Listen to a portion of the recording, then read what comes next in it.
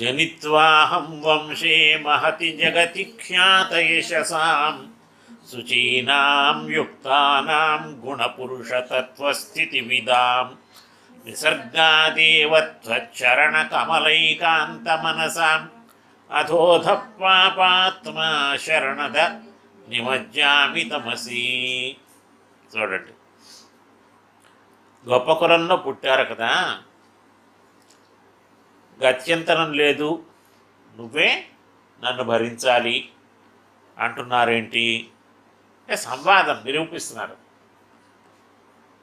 అంటే దానికి ప్రత్యుత్తరంగా ఆండవందారు చెప్తున్నారు, నిజమే, పుట్టిన వంశం గొప్పదే, వంశంలో పుట్టిన వాళ్ళందరూ గొప్పవాళ్ళు అయిపోతారా? ఇప్పుడు సామెత, పుత్రోత్సాహము పుత్రుడు జన్మించినప్పుడు పుట్టదు. గమనించారండి? పుత్రోత్సాహము తండ్రికి పుత్రుడు జన్మించినప్పుడు పుట్టదు. మరి ఆ పుత్రుని జనులంతా కనుగొని పొగడగా పుత్రోత్సాహంబు నాడు పొందురా. పుట్టలోని చెదలు పుట్టవా గిట్టవా అని పుడతాయి, చెద పుట్టడం లేదు పుట్టలోను, పుట్టింది పుట్టినట్టే చనిపోతుంది. అయితే పుట్టిన ప్రదేశాన్ని కూడా అది ధ్వంసం చేస్తుంది. మనిషికి పుట్టుక అనేది ఉంది, దేవుడు ఇచ్చాడు. ఎందుకు ఇచ్చాడు అంటే ఏదో ఉత్తరణ మార్గం కోసం ఇచ్చాడు. కానీ మనిషి ఏం చేస్తున్నాడండి, ఏ వంశంలో, ఉన్నతమైన వంశంలో ఎందుకు పుట్టిస్తున్నాడు మనని గమనించాల్సినటువంటి అంశం. భగవద్గీతలో శ్రీకృష్ణ పరమాత్మ చెప్తాడు, శుచీనాం శ్రీమతాంగే యోగభ్రష్ట అభిజాయతే. శ్రీమంతుల ఇంట్లో పుట్టిస్తాట. ఏంటి శ్రీమత్వం అంటే అక్కడ యోగాభ్యాసం చేసుకోవటానికి అనుకూలమైనటువంటి వాతావరణం, అంటే జన్మ సంస్కారం కానీ, వాతావరణం, పరిసరం కానీ, ఆహారం కానీ, ఇతరమైనటువంటి అన్నింటినీ కూడా కల్పిస్తాడు. ఎన్విరాన్మెంట్ అంతా మనకిచ్చాడు. అంతే కిందటి జన్మలో మనం చేసినటువంటి యోగం ఎక్కడ ఆగిపోయిందో అక్కడి నుంచి మళ్ళీ ఈ జన్మలో దాన్ని మనం కొనసాగించుకోవచ్చు. అలాగా 2, 3, 4, 5 ఎన్ని జన్మలకే పరిపూర్తి సమగ్రత అనేది వస్తుందో, పరిపాకం అనేది ఏర్పడుతుందో అది అయినాక ఫలితాన్ని ఇస్తాను అంటున్నాడు. యోగాభ్యాసం ఒక జన్మలో అయిపోయేది కాదు. అంచేత మానవ జన్మే కష్టం. అందులో మనిషిగా పుట్టాము, మనిషిగా పుట్టడం మాత్రమే కాకుండా మంచి కులంలో పుట్టాము, మంచి వంశంలో పుట్టాము, గొప్ప వాళ్ళ యొక్క సంతానంగా పుట్టాము. ఇది అన్నీ గొప్ప విషయాలు కదండి. భగవంతుని యొక్క అనుగ్రహం మన పట్ల ఎంత ఉంది అంటే మనల్ని ఉద్ధరించడం కోసమని ఎన్ని పరికల్పనం చేస్తున్నాడో గమనించండి. ఇన్ని ఉండి, భక్తి ఉండి, జ్ఞానం ఉండి, అనుష్ఠానానికి ఆస్కారం ఉండి, ఇన్ని ఉండి కూడా మనం ఏమవుతున్నామండి, పాపినైపోయి ఏమీ చేయటం లేదండి. అందువల్ల నేను ఏమవుతున్నాను, పాపాత్ముడిని కావటం చేత అధపతితుడిని అవుతున్నాను. అంచేతన వంశము, జన్మ, అనుష్ఠానము, జ్ఞానము ఇవి కాదు చూడాల్సిందే. పడిపోతున్నాడే అయ్యే, పడిపోతున్న వాడిని నీ వంశం ఏంటి, నీ జ్ఞానం ఏంటి అని పట్టుకుంటాడు ఎవడే నన్ను. అంచేత నువ్వు రక్షించాలి అన్న మాటని ఈ శ్లోకం ద్వారా స్వామికి విజ్ఞాపనం చేస్తున్నారు ఆళ్వారు. జ్ఞనిత్వాహం వంశే మహతి జగతి ఖ్యాతయశసాం శుచీనాం యుక్తానాం గుణపురుష తత్వస్థితివిద నిసర్గాదేవ త్వచ్చరణ కామలైకాంత మనసాం. మూడు పాదాలు అదే చెప్పారు. 75% శ్లోకంలో విషయం ఏంటంటే అంత గొప్ప వంశంలో నేను పుట్టాను. ఆఖరి పాదం ఏమంటున్నారండి, అధోధ పాపాత్మ నిమజ్జామి తమసి శరణదా. చూడండి ఎంత చక్కగా అంటున్నారు. శరణిచ్చేవాడు నువ్వు. చూసారంటే సంబోధన బాగుంది. జగతి ఖ్యాత యశసాం, జగతి లోకంలో ఖ్యాత యశసాం, చాలా ప్రసిద్ధికి ఎక్కినటువంటి వాళ్ళ వంశంలో పుట్టాను. జగతి ఖ్యాత యశసాం, ప్రఖ్యాతమైనటువంటి యశసాం, యశస్సు కలిగిన వాళ్ళ యొక్క వంశం. ఇంకా ఇలాంటి వాళ్ళు అంటే పేరొక్కటే కాదు, శుచీనాం, పరిశుద్ధులు వాళ్ళు, అంతరంగంలో కానీ బహిరంగంలో కానీ. బాహ్యమైనటువంటి ఆచారము ఏదో లోక నిర్వహణ ఉంటుంది కదండి, దాంట్లో అలాగనే లోపల మనసులో పరమాత్మని ప్రేమించడం, ఆరాధించడం విషయంలో కూడా. యుక్తానాం, యుక్తులు వాళ్ళు అంటే అర్హత కలిగినటువంటి వాళ్ళు, కోరిక కలిగినటువంటి వాళ్ళు. ఏం కోరిక ఉంది? నీ సన్నిధానంలో ఉంటూ నీకు పరిచర్యలు చెయ్యాలి. గుణ పురుష తత్వస్థితి విధ. గుణముల ద్వారా ప్రకృతిని చెప్తున్నారు. 3 గుణాలు కదండి. పురుష అనే దాని ద్వారా చేతన వర్గాన్ని చెప్తున్నారు. వీళ్ళ యొక్క స్వరూప స్వభావాలు 3 ఉన్నాయి కదా. తత్వత్రయం అంటాం కదా. ఆ చిత్తు ఈశ్వరుడు పరమాత్మ. అంచేత ప్రకృతి అంటే ఏంటో తెలుసును, చేతనం అంటే ఏంటో తెలుసును, పరమాత్మ అంటే ఏంటో తెలుసును. వేదాంతం అంతా సమగ్రంగా ఎరిగినటువంటి వాళ్ళు. నిసర్గాదేవ త్వచ్చరణ కమల ఏకాంత మనస. నిసర్గాదేవ స్వభావ సిద్ధంగానే. ఇప్పుడు ఇంకోళ్ళకి మప్పించి ఎవరో ఈ కారణం చేత దేవుణ్ణి ప్రేమించరా, ఈ కారణం చేత పూజించరా, ఈ కారణం చేత దేవాలయంకి వెళ్ళరా, స్వతహాగా వచ్చింది కాదు. వాళ్ళకి భక్తి కానీ కోరిక కానీ ఇంకోటి ఎవరో ప్రేరేపిస్తే. వీళ్ళకి అలా కాదు. నిసర్గాదేవ పుట్టుకతోటే వచ్చింది, స్వతహాగా వచ్చింది, స్వభావ సిద్ధంగా వచ్చింది, జన్మతః ఉన్నది. ఇన్హెరెంట్ క్వాలిటీ అంటాం. నిసర్గాదేవ త్వచ్చరణ కమల ఏకాంత మనసా. నీ పాదార విందాల ఎందే మనస్సు లగ్నం చేశారు. ఇతరమైనటువంటి చింతకి ఎక్కడికి వెళ్ళనివ్వకుండా. ఏ కాంక్షలు లేవు వాళ్ళకి. అలాంటి మహతి వంశే జనిత్వా. మహతి వంశే, గొప్ప వంశంలో నేను జన్మించి పుట్టి పాపాత్మా తమసి అథోధ నిమజ్జామి. పాపాత్ముణ్ణి కావటం చేత అజ్ఞానంలో అథహ కిందకి నిమజ్జామి పడిపోతూ ఉన్నాను. అంచేత నువ్వేం చేయాలండి? శరణదా, శరణమిచ్చేవాడు, శరణార్థులను రక్షించేవాడు స్వామి. వంశం గొప్పది అన్నారు. ఎప్పుడు వంశం గొప్పదవుతుందండి? వంశం గొప్పదవుతుందండి ఎక్కడైనా. లోకంలో వంశం అంటే ఏంటి? మనం పుట్టినటువంటి ఆ క్రమం ఏదైతే ఉందో తాత ముత్తాతల నుంచి వచ్చేది. ఎప్పుడు వంశం గొప్పదవుతుంది? ఆ వంశంలో గొప్పవాడు పుట్టడం వల్ల ఆ వంశానికి పేరు ప్రతిష్ట ఏర్పడతాయి.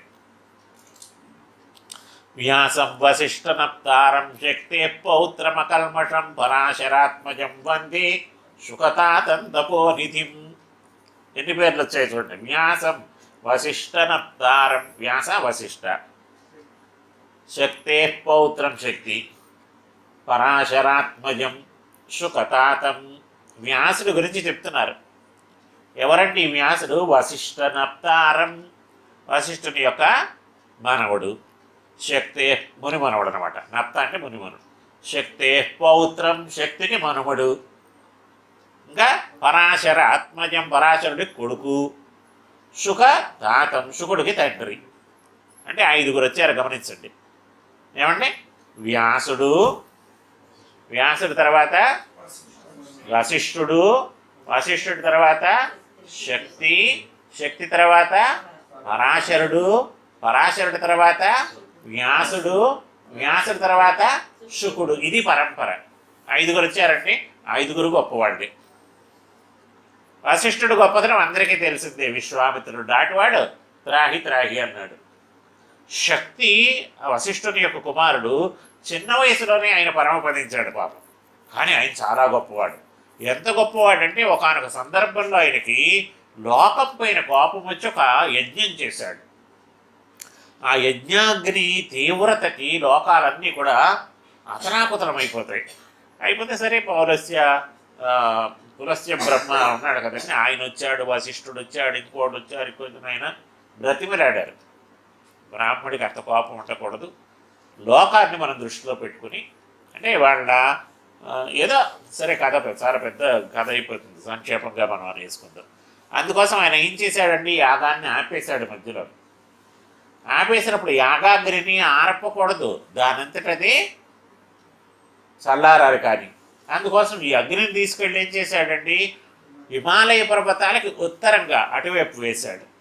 ఇప్పటికీ ఉంది కదా, ఆరకుండా అగ్ని ప్రజ్వలిల్లుతూనే ఉంది అని మనకు పురాణాలు చెప్తున్నాయి. అంత గొప్పవాడు ఆయన.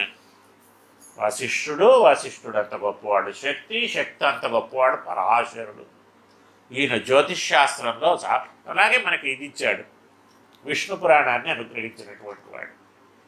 మొత్తం సంప్రదాయం అంతా దాని మీదనే, అది పునాది మనకి అసలు. పురాణ రత్నం, చాలా అద్భుతమైనటువంటి పురాణం. ఆయన పరాశరుడు, ఆయన యొక్క కుమారుడు వ్యాసుడు.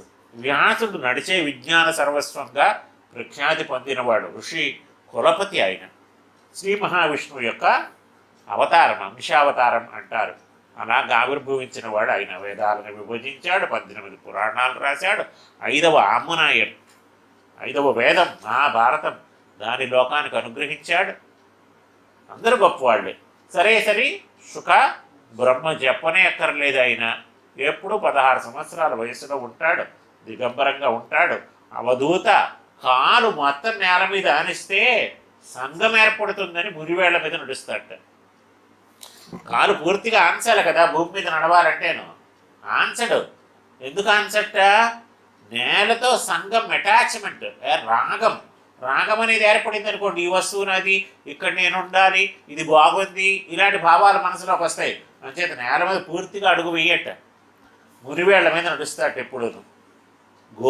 ఆవు పాను పితికే సమయం ఎంతో అంతసేపే ఉంటాడు ఒక ప్రాంతంలో. అది అయిపోయిన వెంటనే ఇంకొద్ది, అంటే ఎక్కడ ఓ దగ్గర ఉండడు, తిరుగుతూనే ఉంటాడు. ఇది సన్యాసి యొక్క లక్షణం, అవధూత యొక్క లక్షణం. ఒక దగ్గర ఉన్నట్టయితే ఆ ఊరు మనది అనే భావం ఏర్పడుతుంది, ఈ ప్రజలతో సంబంధం ఏర్పడుతుంది, వీళ్ళు నా వాళ్ళు. అంచేతనే ఎప్పుడు అందరూ ఒకటే. ఆయనకి ఎలా తిరుగుతూ ఉంటాడు, ఎలా తిరుగుతూ ఉంటాడంటే ఏం పట్టనట్టుగా పోతూ ఉంటాడు.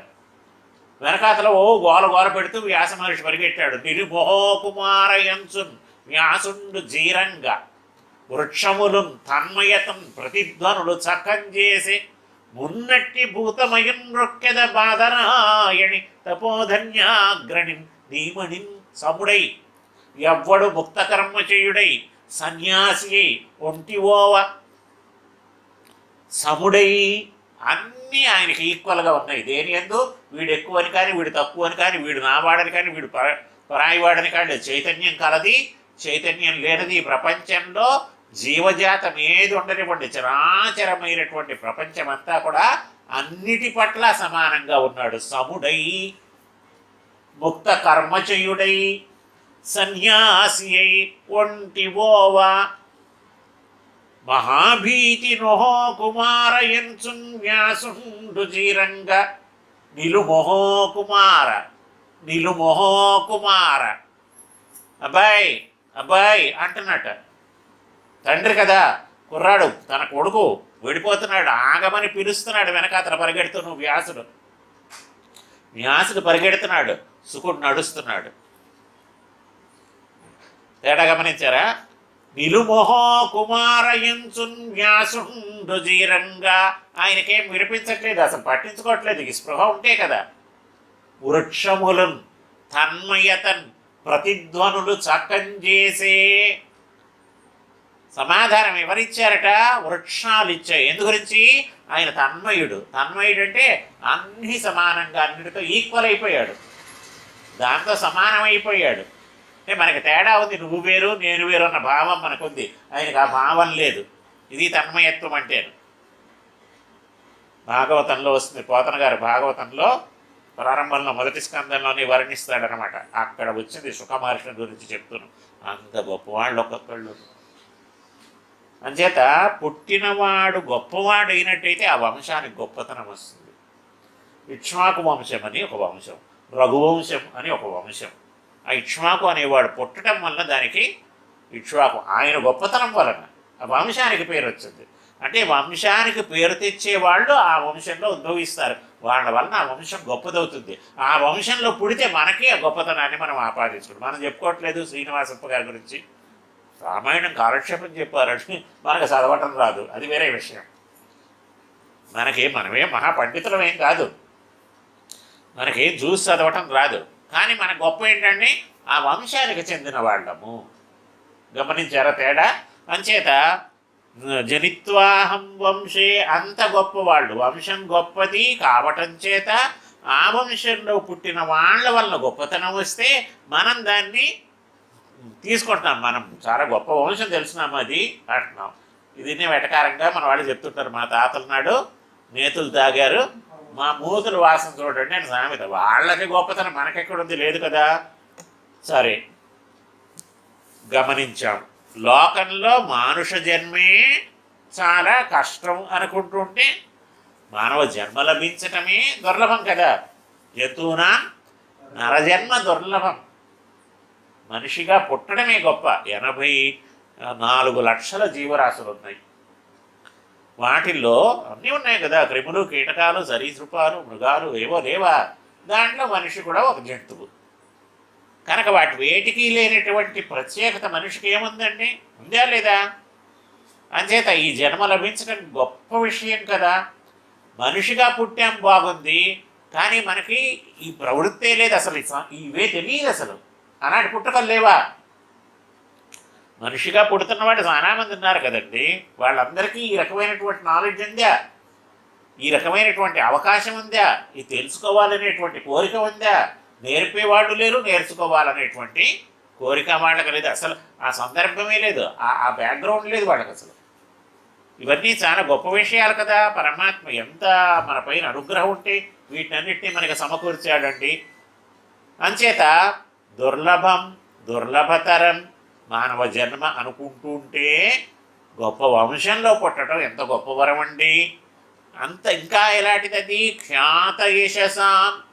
లోకంలో చాలా కీర్తి వ్యాపించి ఉంది వాళ్ళ కీర్తి. మనకి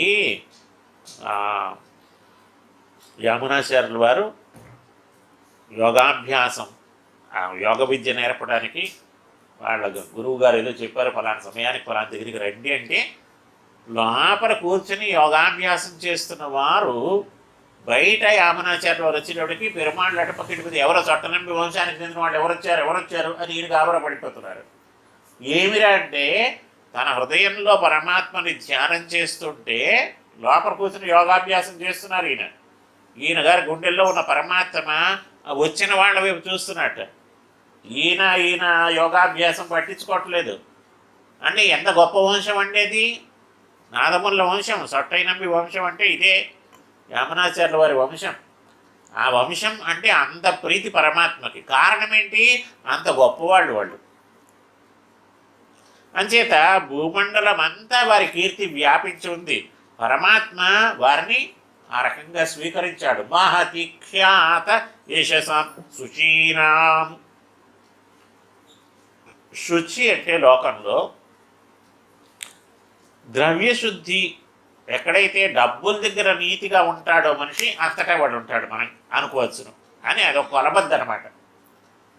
లోకంలో శుచి అనేది ఏమైనా కక్కుర్తి పడేది ఇక్కడే కదండి. చేతన ఆ విషయంలో వాడు కరెక్ట్గా ఉన్నాడంటే మిగతావన్నీని అంటారు. ఇక్కడ భగవంతుడి దగ్గరికి వచ్చినట్టుగా అది కాదు. బాహ్యాభ్యంతర శుచి అనేది ఎక్కడుంటుందండి? పరమాత్మని ధ్యానించే వాళ్ళకు ఉంటుంది. అంతే కదా. అంచేత ఆచారంలో కానీ, వ్యవహారంలో కానీ, నియమాల్ని పాటించటంలో కానీ, నిష్టగా ఉండటంలో కానీ, భగవద్ వ్యతిరిక్తములయందు భోగ్యత గంధరాహిత్యం కలిగి భగవదేక నిష్ట కలిగి ఉండటం, ఇది శుచి. అట్లాంటి వంశంలో పుట్టాం. మరి అంత గొప్ప వంశంలో పుట్టామంటున్నాం, అంత కీర్తి కలవాళ్ళ వంశంలో పుట్టామంటున్నాం, అంత శుచిమంతుల ఇంట్లో పుట్టానంటున్నాం. నువ్వు పాపాత్ముడు ఎలాగవుతావు పోయి. గమనించారండి. అంచేత అశుభాస్పదుణ్ణి అంటున్నావేంటి? యుక్తానాం, నిత్యము యోగాకాంక్ష మనస్కులైనటువంటి వాళ్ళు మనం కాదు. కృతకృత్యా ప్రతీక్షంతే అన్నట్లుగా ఉండేవాళ్ళు. అంటే వాళ్ళకి మృత్యుభయం ఏం లేదు, సంసారం పట్ల ఏ రకమైనటువంటి ఆసక్తి లేదు, ఉదాసీనంగా ఉంటారు. అంటే వాళ్ళు మనలాగా లేవరా, స్నానాలు సంధ్యలు చేయరా, సాపాట్లు చేయరా, చేస్తారన్నీని. కానీ వీటి పట్ల లాంపట్యం ఉండదు వాళ్ళకి. సంపర్కం కానీ సంసర్గం కానీ ఉండదు. ఏం చేసినా భగవతే కైంకర్యంగా చేస్తారు అలాంటి వాళ్ళు.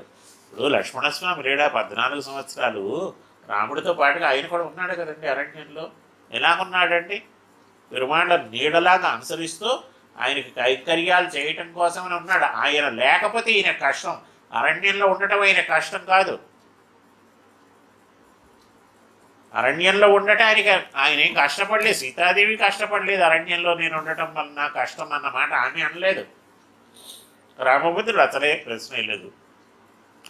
అంచేత గుణపురుషతత్వస్థితి మీద గుణ అనే దాని వలన త్రిగుణాలు, దానివల్ల ప్రకృతిని సంకేతిస్తూ చిత్త అచిత్ ఈశ్వరుడు మూడు ఉన్నాయి కదండి, వీటి యొక్క స్వరూప స్వభావాలు, వాటికి పరమాత్మది మనకి ఉండేటువంటి సంబంధము, ఇది తెలిసినటువంటి వాళ్ళు. నిసర్గాదేవ పుట్టుకతోటే స్వభావత. అంటే దీనికి ఉదాహరణ ఎలా చెప్తున్నారు?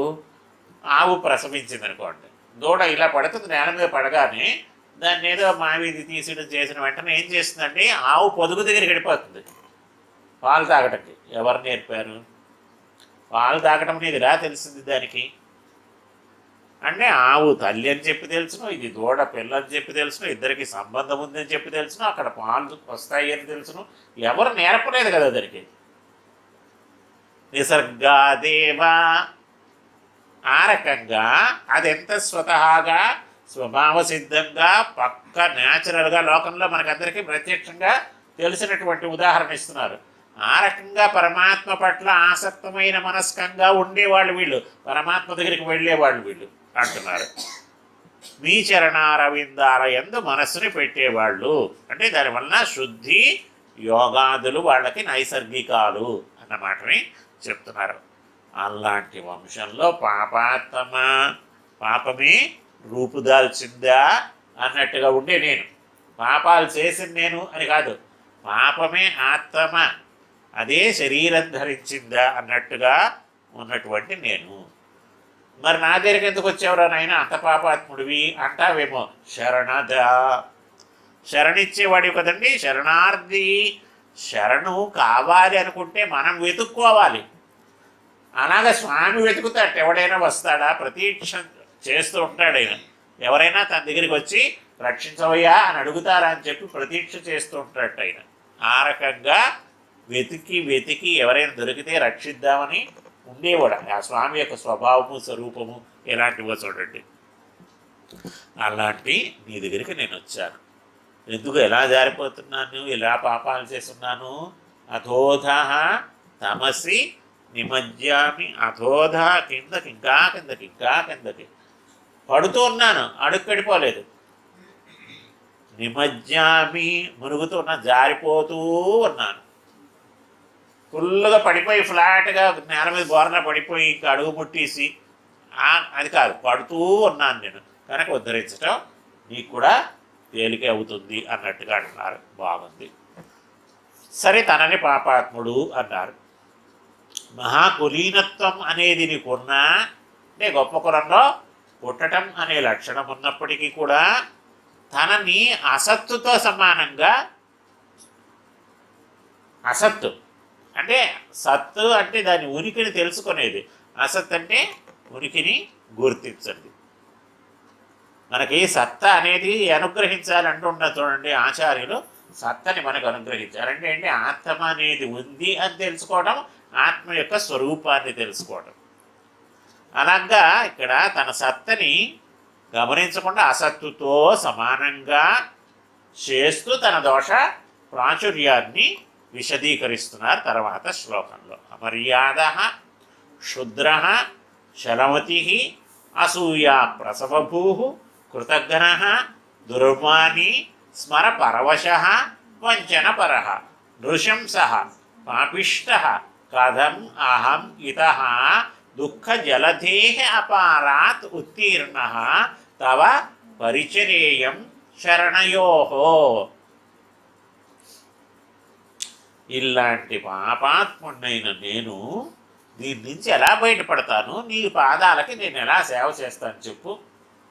అంటే దీని నుంచి బయటకు తీయాల్సింది నువ్వు, సేవను అనుగ్రహించి నా చేత సేవ చేయించుకోవాల్సింది నువ్వు. అంతే కదండి. నైత్యానుసంధానం అన్నమాట. మన సంప్రదాయంలో నైత్యానుసంధానం అని ఒకటి చెప్తుంటారు కదండి.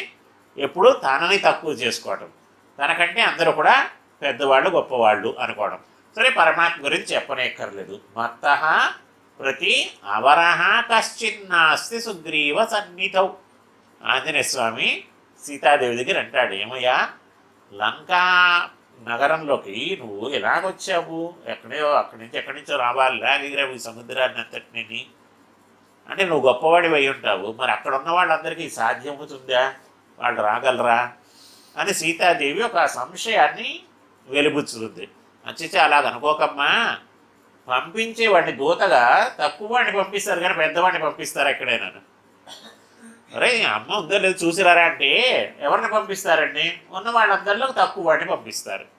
అంటే నాకంటే అక్కడ ఉన్న వాళ్ళందరూ కూడా పెద్దవాళ్ళు గొప్పవాళ్ళే. చూడండి సీతాదేవికి అవునా నిజమేనమ్మా, నేను ఒక్కడిని ఎగిరి రాగలిచాను, వాళ్ళు ఎవరు వాళ్ళ బాకం రాలేరు అని అన్నాడు అనుకోండి ఆంజనేయుడు, ఏమవుతుందండి సీతాదేవి ఇంకా బెంగ పెట్టేసుకుంటుంది. మాట్లాడడంలో చమత్కారం, నిజమా అబద్ధమా అలా ఉంచండి. అయితే ఆంజనేయుడు అబద్ధం ఆడాడా, అది కాదు. ఆంజనేయుడు చెప్పింది నిజమే, ఆంజనేయుడు చెప్పింది నిజం కాదు కూడాను. ఆ సందర్భాన్ని బట్టి దాన్ని మనం సమన్వయం చేసుకుంటున్నాం. అక్కడ ఎందుకు మాట్లాడాల్సి వచ్చింది అలాగా అన్నదాన్ని బట్టి. అక్కడే కాదు ఇంకో దగ్గర కూడా చెప్పాడు ఆయన, వాళ్ళ దగ్గర కూడా మన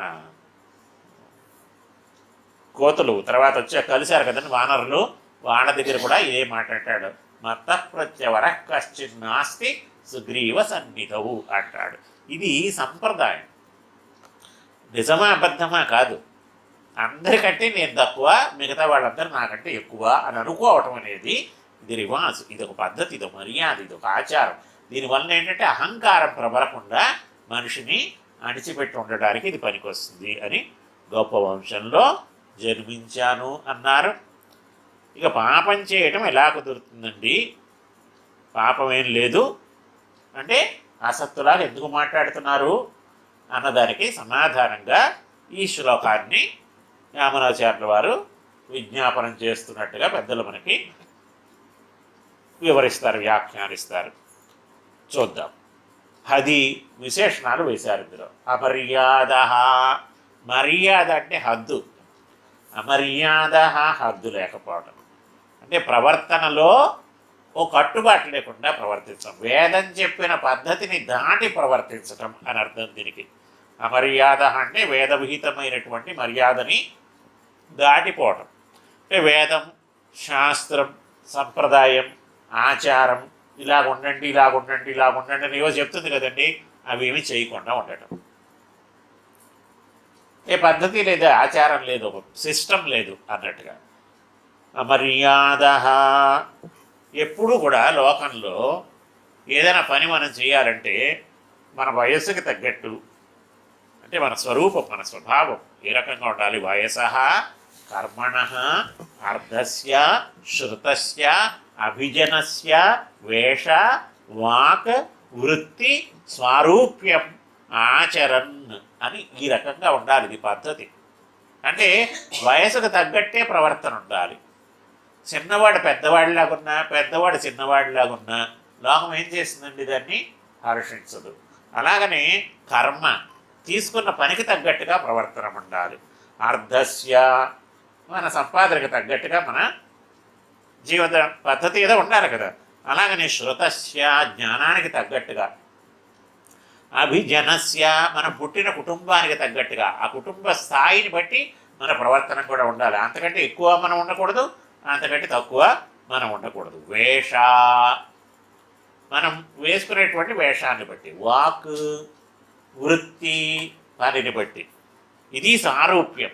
ఇంతకంటే భిన్నంగా ఉన్నట్టయితే వాడిని ఏమంటాడంటే పద్ధతి లేని వాడని అంటాం. అంతే కదా. అంతేది ఇక్కడ అమర్యాద అనటం వల్ల ఈ రకమైనటువంటి ప్రవర్తనమేం లేకుండా లోకంలో ఎవరైనా ఉన్నట్టయితే వాడిని లోకం ఎలా గర్హిస్తుందో, నిందిస్తుందో, అపహాస్యం చేస్తుందో, వేళాకోళం చేస్తుందో అలాగా లోకగ్రహణకి, లోకగ్రహణమే కాదు నాకే స్పష్టంగా తెలిసిపోతుంది. క్షుద్ర, అమర్యాద నూరుకోలేదు. క్షుద్ర వేదం చెప్పిన పద్ధతిని పాటించకుండా ఉండేవాడిని మాత్రమే కాదు, నీచుడిని కూడాను. నీచుడు అంటే నీచమైన పనులని ఆచరించటంలో ఆసక్తి కలిగిన వాడిని. వేదం చెప్పిన పనులని గొప్పవి కదండి, గొప్ప పనులు చేయటం లేదు, తక్కువ పనులు మట్టుకు చేస్తున్నారు. చెప్పిన మంచి పని ఒక్కటి చేయలేదు, చెయ్యకూడని చిన్న పనులు, నీచమైన అతి అల్పమైనటువంటివి నేను చేస్తున్నాను. క్షుద్ర అంటే ఉజ్జీవనానికి హేతువైనటువంటి వేదం చెప్పిన విధానాన్ని విడిచిపెట్టడం మాత్రమే కాకుండా, పాజిటివ్ అండ్ నెగిటివ్ రెండు చెప్తున్నారు. వినాశానికి హేతువైనటువంటి వృత్తిని కలిగి అతి చపలతని ప్రదర్శిస్తూ ఉండేవాడిని. రెండు వచ్చాయి కదండి, అది మానేయటం వచ్చింది, ఇది చెయ్యటము వచ్చింది. చలమతి నీచమైన విషయంలో ప్రావణ్యం కలిగి ఉండటం నాశనాన్ని కలిగిస్తుంది. తెలిసిన మాట, వేదం ప్రతిపాదించిన విషయం ఉజ్జీవకము అది తెలుసును. తెలిసి ఏ రకమైనటువంటి విశ్వాసం లేకుండా, అంటే దాని మీద నమ్మకం అనుకుంటే బుద్ధి దాంట్లో పెడతాం. వేదం పైన నమ్మకం లేదు, పెద్దల అనుష్ఠానం పైన నమ్మకం లేదు. దాంతో ఏమవుతుందండి, బుర్ర ఇప్పుడు ఒక దగ్గర ఉండటం లేదు. చలమతి స్థిరంగా మనసు కుదురుగా ఒక దగ్గర నేను పెట్టలేకపోతున్నాను. అంతేకాదండి, అసూయ ప్రసవభూ, అసూయ పుట్టే చోటు నేను, అంటే నాలోనే అసూయ పుడుతుంది. ఏంటి అసూయ అంటే, అంటే దోష ఆరోపణానికి అసూయ అని చెప్పి పేరు. అంటే గుణముల యందు దోషాన్ని ఆరోపించడం. ఎదుటివాడిలో మంచితనం ఉంటే మనకి ఆ వ్యక్తి నచ్చకపోవడం వల్ల ఆ మంచితనాన్ని కూడా చెడ్డదిగా నిరూపిస్తారు. దీనికి అసూయ, జలసి అంటారు. సరే, తన దోషాలన్నీ అలాగ ఉండనివ్వండి. తనకి రెండు దోషాలు చెప్పారు, ఇది మూడోది కదండి. అమర్యాద, క్షుద్ర, చలమతి మూడు అయిపోయాయి. అసూయ ప్రసవభూ నాలుగోది. అంటే మూడు దోషాలు తనలో ఉన్నాయి. ఈ దోషాల గురించి కంటే కూడా ఎదుటివాడిలో ఉండే మంచితనాన్ని కూడా దోషంగా కన్వర్ట్ చేయటం. కారణం ఏంటి, ఇది ఇంకో దోషం. అంటే ఒకదానికంటే ఒకటి, ఒకదానికంటే ఒకటి, ఒకదానికంటే ఒకటి దోషాలలో హెచ్చుతనం, ఎక్కువతనం. బాగుంది. కృతజ్ఞ, కృతజ్ఞ కృతం ఏదుందో దాన్ని ఘ్నంతి చంపుతాడు. చేసిన మేలుని చెడగొట్టుకోవడం, ఉపకారం చేసిన వాడికి అపకారం చేయటం.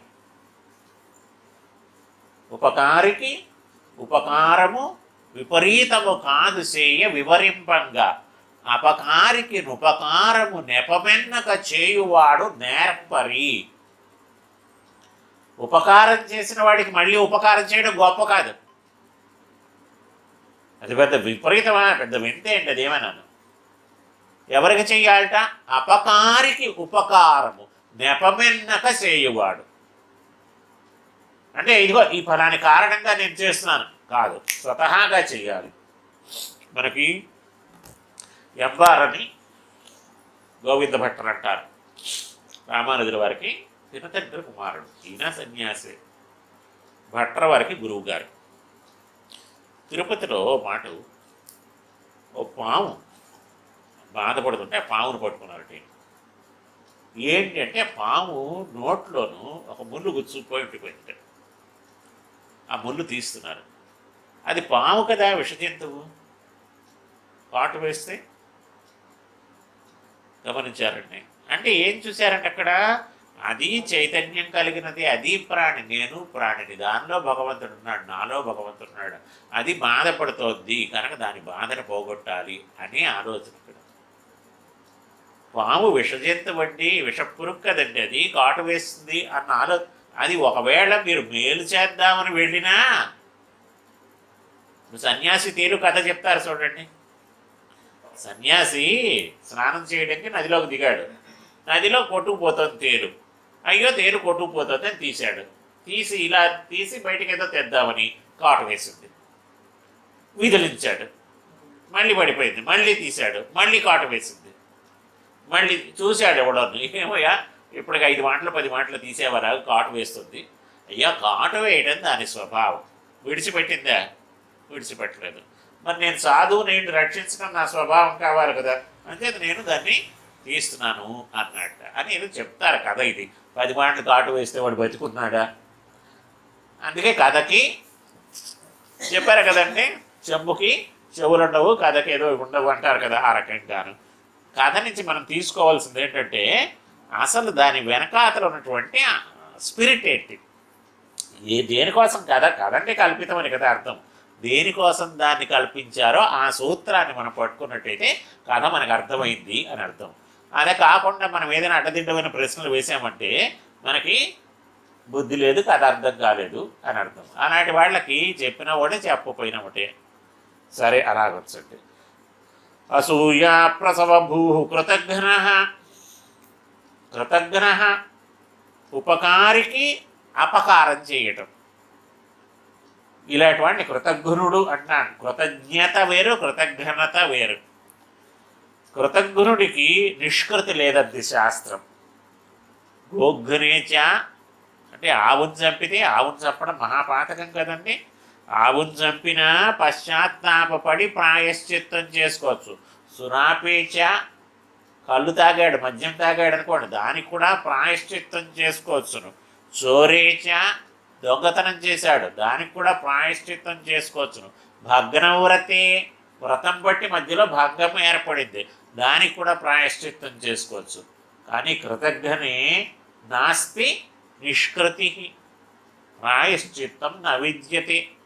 వీడికి ప్రాయశ్చిత్తం అనేది లేదు. కృతజ్ఞతకి ఆయన ససేమిర కథ అదే మనకి పంచతంత్రంలో ససేమిర కథ ఉంది కదండి, ఆ కథ దాన్నే చెప్తుంది.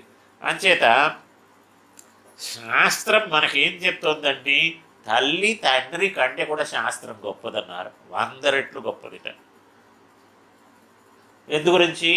తల్లి తండ్రి పుట్టుకనిస్తున్నారు, పెరకోని కల్పిస్తున్నారు, తిండి తిప్ప ఏదో ఒక రకమైనటువంటి జీవన విధానం వాళ్ళు మప్పి నెలకొల్పి మన్ని అట్టే పెడుతున్నారు. కానీ అక్కడి నుంచి ఉజ్జీవనానికి మాత్రం శాస్త్రమే మనకి ఉపయోగపడుతోంది. అంచేత వాత్సల్యంతో ఎంతో మేలు చేస్తున్నటువంటిది శాస్త్రం. దానిని మనం పక్కకి తోసేస్తున్నాం. దాని పట్ల కూడా కృతజ్ఞతతో వ్యవహరిస్తున్నాం. ఇది కృతజ్ఞత అనే దానికి. దుర్మాని దుర్మాని దుర్మాని అంటే నికృష్టుడిగా ఉన్నా తనని ఉత్కృష్టుడుగా అనుకోవడం. మాని అభిమానం. దుర్మాని దుస్సహమైన దుష్టమైన అభిమానాన్ని కలిగి ఉంటాడు. నేనే ఈశ్వరోహమహం భోగి చెప్తాడు కదండి భగవద్గీతలో. ఆసురీ సంపద వలన వచ్చినటువంటిది. స్మర పరవశ కామానికి లోబడ్డు. కామం అంటే కోరిక, ఏదైనా కావచ్చు. ఏది తనకు కావాలి అనుకున్నా అది కామపరతంత్రత అవుతుంది. అంటే ఉత్కృష్టుడిగా తనని తలుచుకోవటమే కాకుండా విషయ ప్రావణ్యానికి హేతువైనటువంటి ఆ కామానికి పరతంత్రుడుగా ఉండటము. అందుచేత భగవత్ ప్రావణ్యానికి హేతుభూతమైన వారిని తక్కువ చేయటం కూడా జరుగుతుంది ఇక్కడ. ఎప్పుడైతే ఈయనకి లౌకికాల పట్ల కదా వ్యాపృతమై ఉంది మనస్సు, అంచేతను భగవంతుడిని ఆరాధించే వాళ్ళు ఇంకోళ్ళు కనిపిస్తే వీడికి వెగటగా ఉంటుంది, చికాకుగా ఉంటుంది. వాళ్ళని హేళన చేయడం, తక్కువ చేయడం, వెటకారం చేయడం, నిందించడం, పరిహాసం ఇవేవో చేస్తూ ఉంటాడు. దానివల్ల ఇంకొంచెం పాపం పెరుగుతూ ఉంటుంది. వంచన పరహ ఎప్పుడైతే ఇన్ని ద్రవ్యాసాలకి లోనయ్యాడో మరి వీటన్నిటికీ కావాలి కదా, అంచేత ఏం చేస్తాడండి? వంచన పరహ కామానికి లొంగినందువలన ద్రవ్యాన్ని ఆర్జించాల్సింది. ద్రవ్యం అంటే కష్టపడి సంపాదించుకునే పద్ధతి లేదు, అమర్యాద చెప్పేశారు కదండి. లోకంలో పద్ధతి ప్రకారంగా నడిచే వ్యవహారం అది కాదు అన్నారు కనుక వంచన పరహ. సన్యాసి ఎక్కడో ఎవరితో అరసపడ్డాడు, వాడితో మాట్లాడుతున్నారు. ఏమిరా నువ్వు సన్యాసివి కదరా, ఏంట్రా ఈ పని అంతా అన్నారు. ఏడు చేస్తున్నాడైనా మాంసం తినాలని. భిక్షో మాంస నిషేవణం కిముచితం.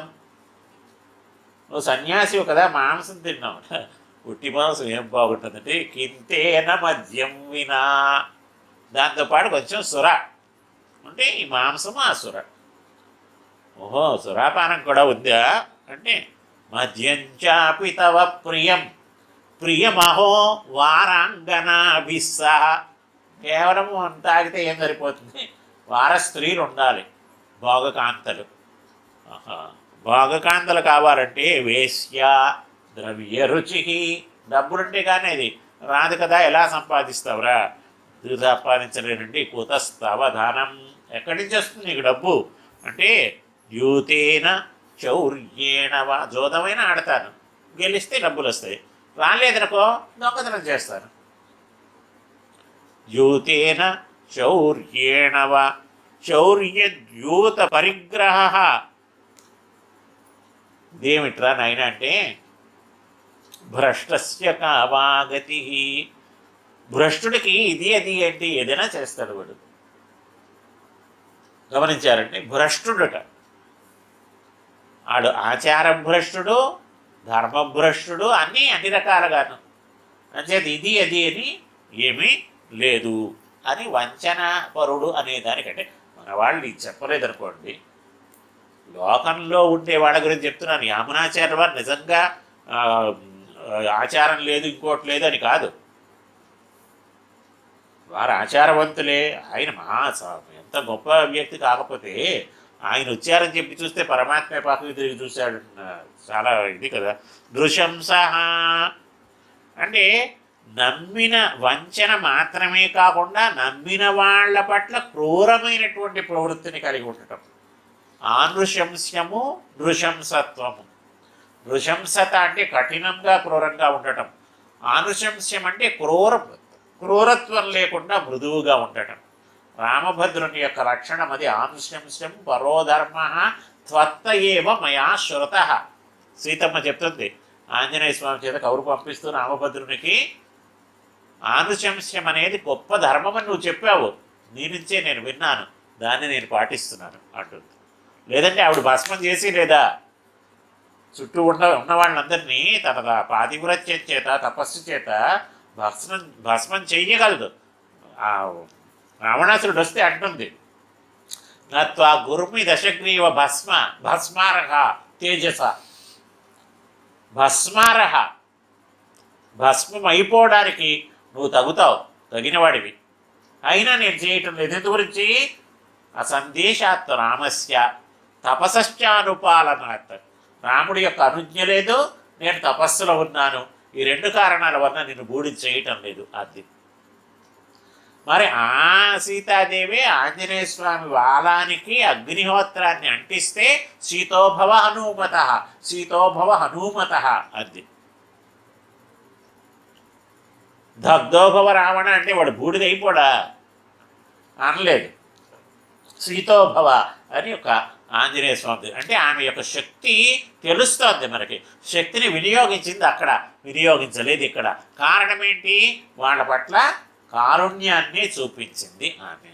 ఆ రకంగా నృశంస వంచన మాత్రమే కాకుండా క్రూరత్వాన్ని కూడా కలిగి ఉండటం. పాపిష్ట పరకాష్ఠది.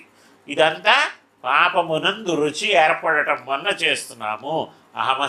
అహమస్మి అపరాధానాం ఆలయ అన్నట్టుగా, రావణో నామ దుర్వృత్త అన్నట్టుగా, క్రూరాత్ముడు అజామీయుడు అన్నట్టుగా. ఇప్పుడు అజామీయుడు అన్న మాట చెప్పచ్చు కదండి. క్రూరాత్ముడు అని ప్రారంభిస్తున్నాడు పద్యాన్ని. ఆ రకంగా సరే. అపారాత్ ఇత దుఃఖజలతే ఉత్తీర్ణ. అపారాత్ దుఃఖజలతే, అసలు ఒడ్డంటూ లేదు ఈ జలధికి. ఏ జలధిది? దుఃఖ జలధి. దుఃఖమే జలధి, దుఃఖమే జలధి. అంటే ఒకనాడు ఆరంభమైతే కదండి అంతం అనేది ఉండడానికి. అనాది మనకు చెప్పారు కదండి, అనాది దురంతము. దురంతస్యానాదే అపరిహరణీయస్య అన్నారు కదా. అంచేత ఒకరోజు ప్రారంభమైతే ఒకరోజు ముగిసిపోతుంది అని మనం అనుకోవడానికి. అంచేది ఇది అనాది అనంతము అయినటువంటిది దుఃఖ జలది. దుఃఖమే సముద్రం. ఈ సముద్రంలో ఇప్పుడు జల సముద్రం కనుక అయితే దాని దగ్గరికి వెడితే ఏదో చల్లగారి వస్తుందండి, కెరటాలండి, బీచ్లో షికారు చేయటం. ఇది ఎలా కాదు, దుఃఖ అంటే ఎలాంటిదిట? దృష్టి విషాలని, ఆశీ విషాలని పాముల్లో కొన్ని రకాలు ఉన్నాయి. ఆశీ విషం అంటాడు. ఆశీ విషం అంటే కళ్ళల్లో విషం ఉంటుంది దానికి, కళ్ళ నుంచి విషాన్ని చిమ్ముతుంది అది. అంటే అది మనల్ని చూస్తే మన పైకి విషం పడుతుంది అంతే. అలాగే దృష్టి విషం అన్నా అదే. మనకి ఆశీవిష అనే మాట గోవిందరాజీయంలో వాల్మీకి రామాయణంలో గోవిందరాజు వ్యాఖ్య ఉంది కదా, అందులో వస్తాయి మామూలు రకాల గురించి చెప్తూ ఆశీవిష అనే మాట దగ్గర ఈ విషయాన్ని చెప్తారు. ఈ సాగరం దుఃఖ సాగరం అన్నారే ఇదో అలాంటిదిట. దీంట్లో అది ఎలాగైతే పాము మన్ని చూస్తే విషం మన పైన పడి మనం మరణిస్తామో అలాగా ఈ దుఃఖ జలధి అనేది దీంట్లో మనం దిగక్కర్లేదు, దీన్ని చూడక్కర్లేదు, దీని దగ్గరికి చేరనక్కర్లేదు, ఇది అలాగ మనని హింసిస్తూ ఉంటుంది. అలాంటి చూడటానికే భయంకరము, చూస్తేనే కష్టాల పాలు చేసేటువంటిది అలాంటి ఈ సముద్రం దుఃఖ జలధి. దీన్ని నేను ఎలాగ ఒడ్డెక్కుతాను? తవ చరణయో కథం పరిచర్యం, నీ పాదాలకి నేను ఎలాగా పరిచర్య చేస్తాను అంటే ఏం అపేక్షిస్తున్నారంటే దుఃఖాన్ని తొలగించాలి, పాదసేవని అనుగ్రహించాలి అన్నారు. బాగుంది. ఏమయ్యా నువ్వు ఇవన్నీ బుద్ధిపూర్వకంగా చేసావా అనుకోకుండా చేసావా? బుద్ధిపూర్వకంగా అంటే తెలిసి చేస్తే తప్పది, తెలియక చేస్తే పొరపాటు. పొరపాటు అయితే క్షమించవచ్చు, తప్పు అయితే ఎందుకు క్షమించాలండి? ఇప్పుడు తెనాలి రామకృష్ణ కథ ఉంది, కొంచెం పెట్టిగా ఉంటుంది కానీ కథ. శ్రీకృష్ణదేవరాయల వారు అప్పాజీ ఉద్యానవనంలో కొత్త మొక్కలు ఏవో తెప్పించారు, మొక్కలు పాతించారు, చూస్తున్నారు. వంగి పరిశీలన చేస్తున్నట్టు రాజుగారు. తెనాలి రామకృష్ణుడు వచ్చి ఒక్క తన్ను తన్నాడు, బోర్లా పడిపోయాడు రాజు. లేచారు, ఇదైంది, పట్టుకుని వచ్చారు, ఉరిశిక్ష వేసుకున్నారు. ఇక్కడికే విదూషకుడు కదా, కుయ్యో మర్ర అన్నట్ట.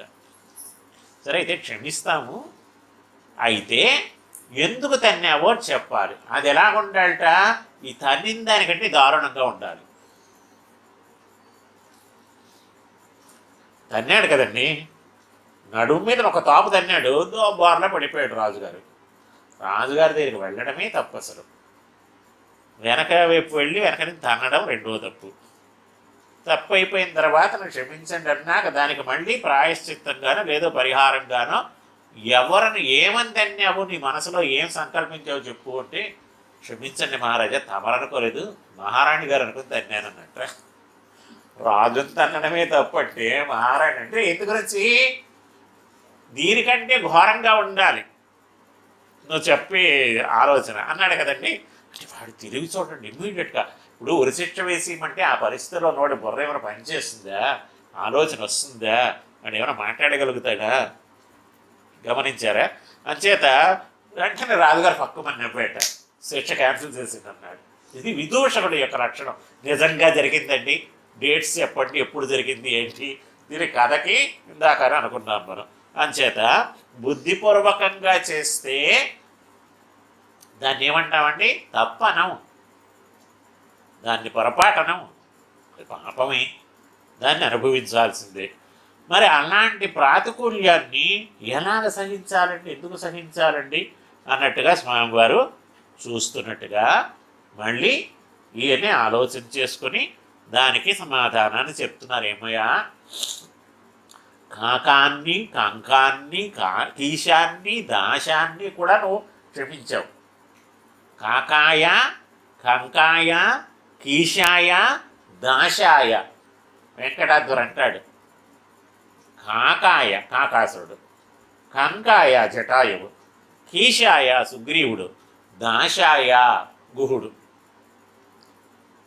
అందరినీ క్షమించావు కదయ్యా అని ఆయన చెప్తాడు. ఇక్కడ రెండు ఉదాహరణలు ఇస్తున్నారు. ఒకటి కాకి, రెండు శిశుపాలుడు. వాళ్ళిద్దరినీ నువ్వు ఎలా క్షమించావు?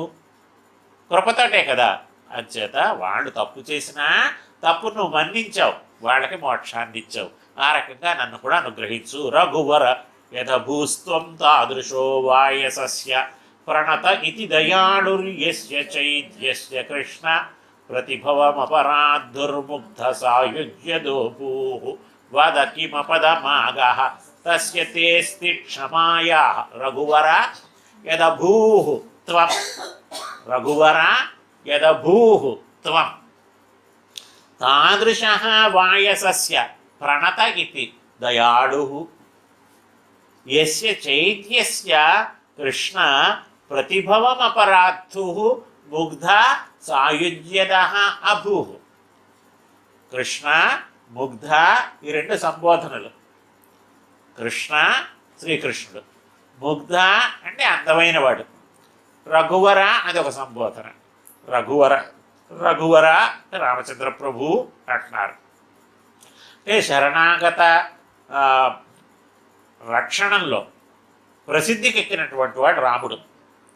శరణాగతి శాస్త్రం కదండి రామాయణం అంతా. ఎక్కడ చూడండి అందరినీ ఆయన శరణు అన్న వాళ్ళందరినీ రక్షిస్తూనే వచ్చాడు. ఎంత ఘోరమైన అపచారం చేసిన వాడిని, చంపాల్సినటువంటి తప్పు చేసిన వాడిని కూడా కాపాడాడు. నిన్నే మనం చెప్పుకున్నాం కాకాసురుడి కథ. తాను శరణు కోరాడు. రాముడు సుగ్రీవుణ్ణి శరణు కోరలేదు, సముద్రాన్ని శరణు కోరలేదు. అంచేత ఆయనకి శరణం ఇవ్వడమో తెలుసును, తాను దిగుతాడు. సౌశీల్యం. అలాంటి రామభద్రుణ్ణి పిలుస్తూ రఘువర తాదృశ వాయసస్య ప్రణత ఇది త్వం దయాళు అభూతి యత్ అభూః యత్. తాదృశ వాయస అలాంటి కాకి. ఎలాంటి కాకి చేసిన తప్పు అంటే అది, ఎలాంటి కాకి అంటే అది నోటితో చెప్పడానికి కూడా వారికి ఇష్టం. అంత ఘోరమైనటువంటి, అంతే కదా, అంతఃపురంలో ఉండాల్సినటువంటి అమ్మ ఆమె పట్ల అపచారము, అపచారం చేసి మళ్ళీ రాముడు బాణం వేస్తే ఏదో బ్రహ్మాస్త్రం ప్రయోగిస్తే మళ్ళీ వచ్చి కాళ్ళ దగ్గర పడితే దాన్ని ఏ రకంగా స్వీకరించాడంటే రాముడు అలసిపోయి పడిపోయాడు అనుకోకుండా శరణాగతి చేశాడు అన్నట్టుగా. ప్రణత ఇతి దయాళు. ప్రణత ఇతి, ప్రణత ఇతి నమస్కారం చేశాడు. అది అంటే రక్షించడంలో దాన్ని వ్యాజంగా చూపించాడు, కానీ నిజానికి వాడు నమస్కారం చేయలేదు, పడిపోయాడు. పడిపోయి సారీ సార్ క్షమించండి సార్ అంటే కదా నువ్వు రక్షించాలి. వాడు పడిపోతే దాన్నే ప్రతిపాతంగా తీసుకున్నాడు రాముడు. కారణం ఏంటి? పక్కన అమ్మవారు ఉంది కనుక, లక్ష్మీదేవి సీతాదేవి యొక్క సాన్నిధ్యం అక్కడ ఉన్నది కనుక కృపయా పర్యపాలయత్. ఆమె యొక్క సాన్నిధ్యం లేకపోయినట్టుకైతే వాడు కూడా, రావణాసురుడు అలాగే పోయాడు కదా. రావణాసురుడు పక్కన సీతాదేవి లేదు కనుక పోయాడు. ఇక్కడ సీతాదేవి ఉంది కనుక రావణాసురుడు చేసిన ఘోరమైనటువంటి తప్పు అనుకుంటూ ఉంటే అంతకంటే ఘోరమైనటువంటి తప్పు వీడు చేసింది. రావణాసురుడు సీతని ఇంకో రకంగా ఏమనలేదు కదండి, బంధించాడు. నేను నిన్ను ఇష్టపడుతున్నాను, పెళ్లి చేసుకో అన్నాడు. వీడు అలా కాదే, హృదయ విదారకమైనటువంటి కృత్యాన్ని వీడు ఆచరించాడు. అంచేత వీడు చేసింది తప్పు. అంతేకాదు, ఇది అనుకూల శత్రుత్వంలాగా ఉంది. దేవతా వర్గానికి చెందినవాడు, ఇంద్రుడి యొక్క కుమారుడు, మారువేషంలో వచ్చి ఆమె పట్ల అపచారం చేయటం. ఆమె విధిలుస్తున్నప్పటికీ మళ్ళీ వచ్చాడు. లోష్ట్రముద్యమ్య, మట్టి బిడ్డతో కొట్టింది, వెళ్ళలేదు, మళ్ళీ వచ్చాడు. అంచేత ఇది ఇంకా ఇంకా ఘోరం. అందుగురించి రావణాసురుడి పైన వెంటనే ఆయన అస్త్రాన్ని, బ్రహ్మాస్త్రాన్ని వేసేయలేదు. రావణాసురుడి పైన 100 పర్యాయాలు కోస్తున్నాడు, మళ్ళీ పేక వస్తుంది, కోస్తున్నాడు, మళ్ళీ పేక వస్తుంది. 100 పర్యాయాలు అయిపోయింది. రామాయణంలో యుద్ధకాండలో మనకు వస్తుంది, బాణం వేసి కొట్టాడు, పేక కట్ అయిపోయింది, నేల మీద పడిపోయింది. మళ్ళీ పేక, మన సినిమాల్లో చూపిస్తాడు చూడండి, పేక వచ్చి అతుక్కుపోయింది, మళ్ళీ కొట్టాడు. ఇలాగ 100 మాటలు కొట్టాడు రాముడు. ఆఖరికి ఏం చేశాడంటే దివ్యమైనటువంటి అస్త్రాన్ని ప్రయోగించాడు, చంపేశాడు, అయిపోయింది. ఆ మరి ముందే చేయొచ్చు కదా. కాదు, మరి వాడు చేసినటువంటి తప్పులకు పనిష్మెంట్, తప్పులకు పనిష్మెంట్ లేదనుకోండి, మళ్ళీ ఏదో ఇంకొక ఆ పాపం ఉండిపోతుంది, ఆ కర్మ ఉండిపోతుంది వాడి దగ్గర. అంతే పనిష్మెంట్ ఇవ్వాలి కదా అని ఆ రకంగా చేశాడు. సరే, బాగుంది. రఘువర యదభూస్త్వం తాదృశః వాయసస్య ప్రణత ఇతి దయాళు యచ్చ చైద్యస్య కృష్ణ. చైద్యస్య, చేది దేశానికి చెందినటువంటి వాడు శిశుపాలుడు. ఈయనకి చైద్య అనే మాటలోనే ఉంది చమత్కారం అంతా. శిశుపాల అన్న మాట వేయకుండా చైద్య అనటం వలన యదువంశము చేది వంశము. యదువంశం శ్రీకృష్ణుడు వాడిది, చేది వంశం శిశుపాలుడు వాడిది. ఈ శ్రీకృష్ణుడికి మేనత్త కొడుకు వాడు శిశుపాలుడు. ధర్మరాజుకి పెంతల్లో అవుతుంది. శిశుపాలుడి తల్లి కుంతీదేవి వీళ్ళందరూ కూడా అప్పచేయలే వసుదేవుడికి సోదరిమణులు. ఆ శిశుపాలుడు శ్రీకృష్ణుడికి వీళ్ళిద్దరికీ పాడదు చిన్నప్పటి నుంచి. ఏమంటే అంచేత ఆ శిశుపాలుడిని అంటే శిశుపాలుడు పుట్టినప్పుడు 4 భుజాలతోటి 3 కన్నులతోటి పుట్టాడు అంటారు. ఆయన పుట్టిన వెంటనే గాడిదలు అరిశాయిట. సరే అందరూ భయపడ్డారు. పిల్లవాడిని చూడడానికి అందరూ వస్తున్నారు. శ్రీకృష్ణుడు కూడా వచ్చాడు. ఈ పిల్లవాడు చేట వస్తుందా, కులానికి ఏదో నాశనాన్ని చేస్తాడా, మంచి చేస్తాడా, నానా ఏదో హంగామా అవుతుంది. శ్రీకృష్ణ పరమాత్మ చిన్నపిల్లని అందరు ఇస్తారు కదండి, ఎత్తుకుంటారు కదా, అదో వేడుక సరదా. శ్రీకృష్ణుడు ఎత్తుకున్నట్ట. శ్రీకృష్ణుడు ఆ పిల్లని ఇలా పట్టుకున్న వెంటనే కృష్ణుడు చిన్నవాడే, శిశుపాలుడికి బాగా చిన్నవాడు. శిశుపాలుడి యొక్క 3వ నేత్రం పోయింది. 4 భుజాల్లో 2 భుజాలు ఉంటే 2 భుజాలు పోయాయి. మామూలు మనిషి అయిపోయాడు. దాంతో అక్కడ ఉన్న వాళ్ళందరూ చెప్పారు, ఈ శ్రీకృష్ణుడి చేతిలోనూ వీడికి మరణం ఏర్పడుతుంది. అప్పుడు శిశుపాలుడి తల్లి ఉంది కదండి, శ్రీకృష్ణుడికి మేనత్త కదా, ఆవిడ ఒక వరం కోరుకుంది. నాయన అంటే 100 తప్పులు నేను సహిస్తాను అన్నాడు. 100 తప్పుల వరకు నేనేమన్నా, 100వ తప్పు అయిపోతే మటుకు ఈ చక్రమే వాడిని, నేను అప్పుడు అన్న చక్రమే వాడికి సమాధానం చెప్తుంది అంటాడు. సరే, చిన్నప్పటి నుంచి శ్రీకృష్ణుడితో స్పర్ధ కలిగి ఉన్నాడు. ఏంటి వీడి అహంకారము, యాదవులకి రాజ్య అర్హత లేదు అని వాళ్ళకేదో ఒక శాపం అనో ఏదో అంటారు.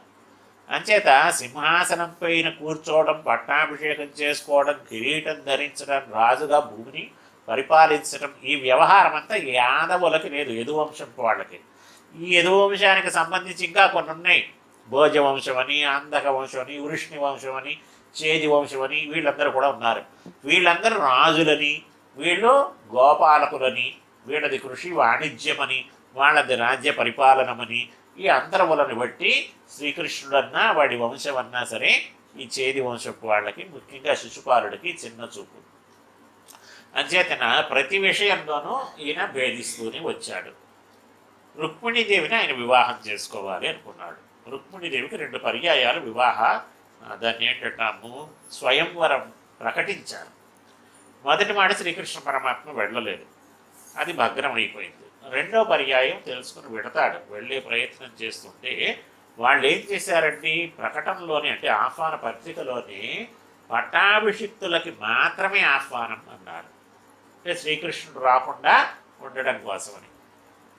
2వ మాట ఆమె కబురు పంపించింది శ్రీకృష్ణుడు రమ్మని అగ్నిజ్యోతనుడి ద్వారా. వార్త వచ్చిన తర్వాత శ్రీకృష్ణుడు ఆమె చేపట్టడానికి పెడతాడు. రాక్షస వివాహమునన్ గొరిపొమ్ము వచ్చదన్ అంటుంది.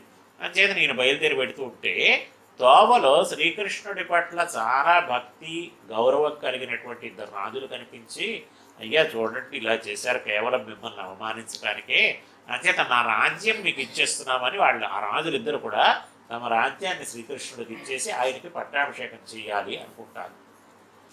ఈ పట్టాభిషేకానికి వార్త అందరికీ పంపిస్తారు. స్వయంవరానికి వెళ్ళి రాజులందరినీ ఇక్కడికి పిలిచేశారు. ముందు వాళ్ళు శ్రీకృష్ణ పట్టాభిషేకానికి వచ్చారు. వస్తే ఈ విషయం తెలిసి దేవతలు వచ్చారు, ఇంద్రుడు మొదలైన వాళ్ళు. ఆ ఇంద్రుడు అంటాడు, నువ్వు 2 రాజ్యాలకేంటి, మొత్తం 14 భువనాలకి అధిపతివి అని, సకల భువనాధిపత్యం నీకు ఏర్పడాలి అని చెప్పి ఆయన అక్కడ మళ్ళీ పట్టాభిషేకం చేస్తాడు. మళ్ళీ పట్టాభిషేకం అంటే అంతకుముందు గోవింద పట్టాభిషేకం చేశాడు ఇంద్రుడు. అంచేత శ్రీకృష్ణ పరమాత్మకి ఈ లోకంలో శ్రీకృష్ణుడిగా ఆయన అవతరించి ఉన్నప్పుడు 2 పర్యాయాలు ఇంద్రుడు పట్టాభిషేకం చేశాడు.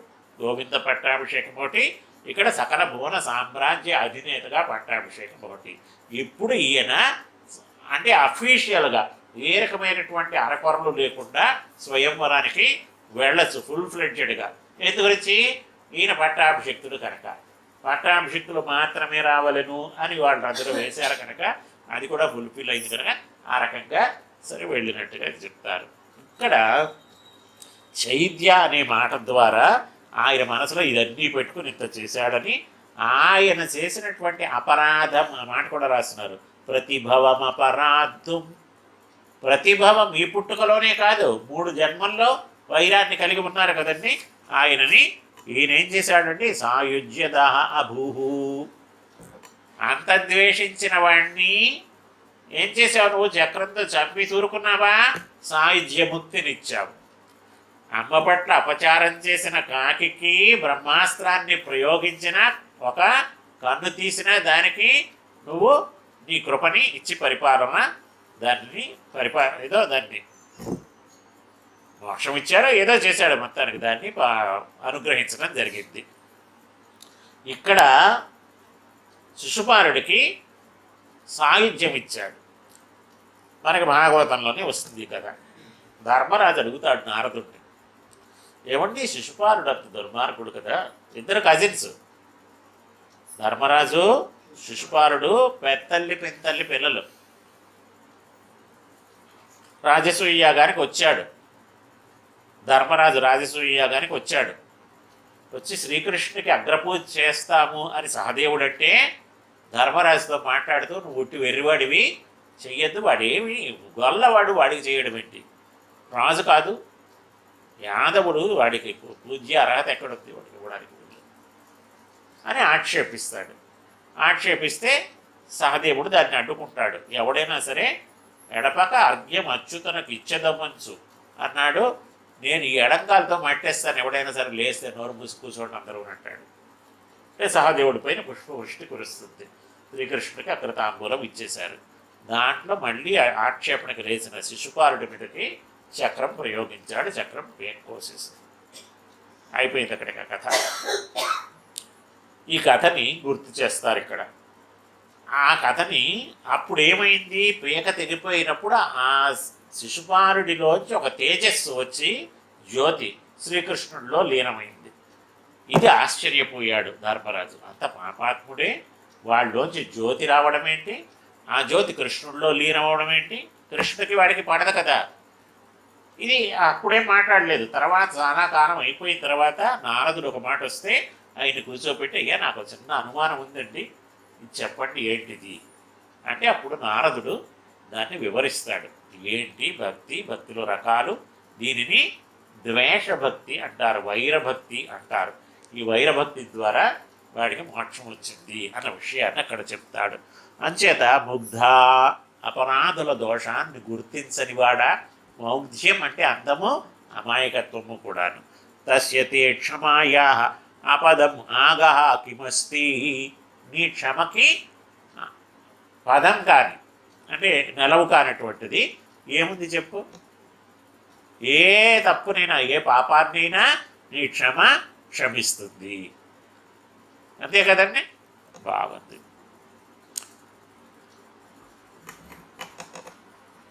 స్వామివారు మళ్ళీ ప్రశ్న వేస్తున్నారు, ఏమయ్యా నేనా స్వతంత్రుణ్ణి, నువ్వా పరతంత్రుడు?